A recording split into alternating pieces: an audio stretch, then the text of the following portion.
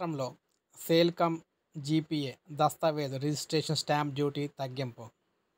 Sale cum GPA దస్తావేజు registration stamp duty విధింపు విధానంలో మార్పులు చేయాలని ప్రభుత్వం అయితే యోచిస్తోంది.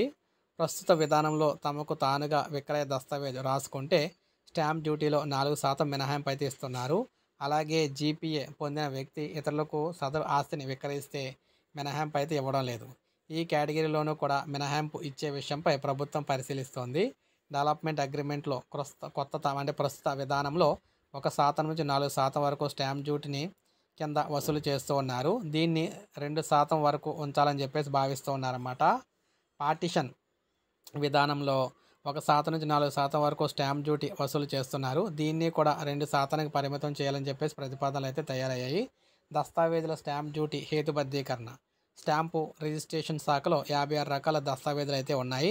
ఇందులో కొన్ని ఫిక్స్డ్, మరికొన్ని మార్కెట్ విలువలు అనుసరించి స్టాంప్ డ్యూటీ కింద అయితే చెల్లించాలి. ఇందుకు విధించే ఛార్జీల్లో చాలా వరకు 1972లో ఖరారు చేసినవి అయితే ఉన్నాయి. 2013లో పలు దస్తావేజులు స్టాంప్ డ్యూటీలు సవరించారు. రాష్ట్ర ప్రభుత్వానికి సంబంధించి షెడ్యూల్ 1A కింద రకరకాలుగా ఉన్న వాటిని వర్గీకరించి సమానంగా ఉన్న వాటిని ఒకే గ్రూప్ కింద అయితే తెచ్చే ప్రయత్నం అయితే జరుగుతోంది. విడాకుల పత్రాలు, దస్తావేజుల రద్దు, అదేవిధంగా అఫిడవిట్ రాసుకోవడం వంటి వాటికి నిర్దేశిత స్టాంప్ డ్యూటీ చాలా తక్కువగా ఉంది. స్టాంప్ డ్యూటీ కింద ₹5 కూడా వసూలు చేస్తూ ఉన్నారు.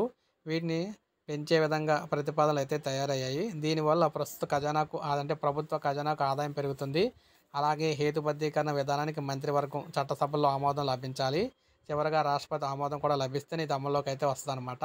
సో ఏది ఏమైనా ఏపీలో మనకి రిజిస్ట్రేషన్లకు సంబంధించి 56 దస్తావేజులు అయితే ఉన్నాయి రకాలు. వాటిలో అన్నిటిలో కూడా మార్పులు అయితే చేయబోతున్నారన్నమాట.